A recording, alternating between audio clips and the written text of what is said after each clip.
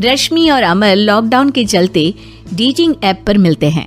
उसी बीच उनकी बॉन्डिंग बहुत अच्छी बन जाती है और दोनों एक दूसरे से प्यार करने लगते हैं। बस लॉकडाउन खत्म होते ही चट मंगी पट शादी। उससे पहले घर में बात तो कर लो। अरे माँ पापा कभी मना नहीं करेंगे। अमर की बात सुन रश्मि खुश हो जाती है। ऐसे ही दिन बीतते हैं और देखते ही देखते लॉकडाउन खुल जाता है, जिसके अगले ही दिन अमर अपने परिवार के साथ रिश्ता लेकर रश्मि के घर पहुंच जाता है। अभी लॉकडाउन खुला ही है और कोरोना तो खत्म भी नहीं हुआ, इसलिए ज्यादा कुछ ना करके अगले कुछ दिनों में छोटे फंक्शन के साथ शादी कर लेते हैं। अमर के पापा की बात पर सब सहमत हो जाते हैं। कुछ दिन बाद दोनों की शादी हो जाती है और रश्मि अपने ससुराल पहुंच जाती है।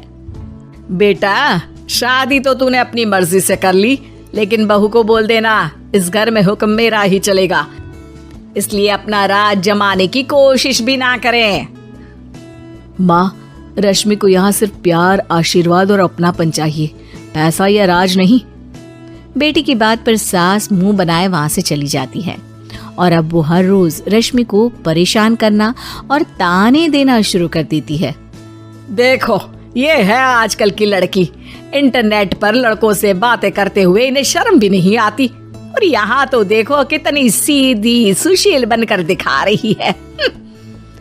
मम्मी, शादी के रिश्ते वाले इंटरनेट ऐप से जब किसी को कोई दिक्कत नहीं है, फिर डेटिंग ऐप के जरिए मिलना किस तरह गलत हो सकता है? रश्मि के डेटिंग ऐप वाली बात सुन उसकी हैरान सास तुरंत तुनक कर पूरे घर को सिर पर उठा लेती है, जिसकी आवाज सुन अमर और उसके पापा भी वहां आ जाते हैं। हाय मेरी माता, इतना बड़ा झूठ! डेटिंग ऐप को इंटरनेट के जरिए मिली है बोलकर इस कलमुही को मेरे सर ला बिठा दिया। अरे नास पिटी, तुझे जरा भी शर्म नहीं आई? वहां न जाने कितने लड़कों से गुलू गुलू करके तुझे मेरा ही लड़का मिला था फंसाने के लिए। माँ, मुझे तो समझ नहीं आ रहा क्या बोले जा रही हो। डेटिंग ऐप इस्तेमाल करना कोई अपराध नहीं है, और तुम रश्मि को ऐसा कैसे बोल सकती हो? मैं भी तो था उस ऐप पर।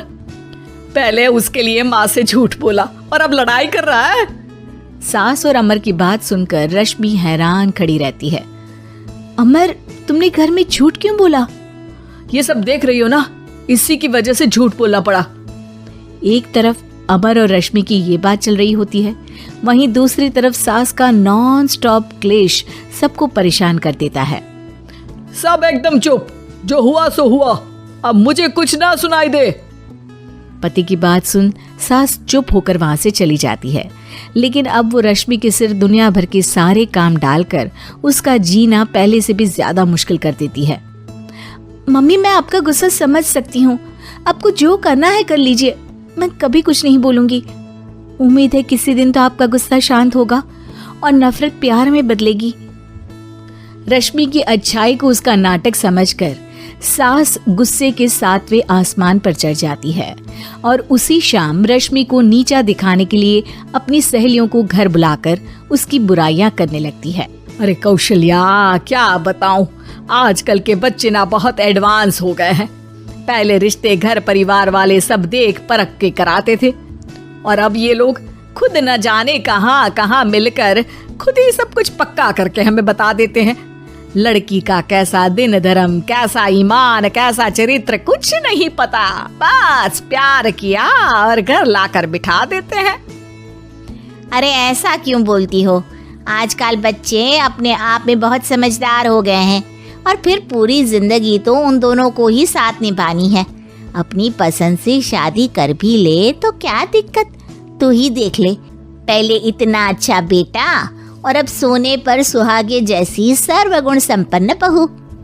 और पता है, अभी कुछ दिन पहले मेरी बेटी ने मुझे डेटिंग ऐप के बारे में बताया, जहाँ लड़का लड़की अपनी पसंद से अपने आप एक दूसरे को चुन लेते हैं, और फिर अगर सब सही रहता है तो बात आगे भी बढ़ जाती है।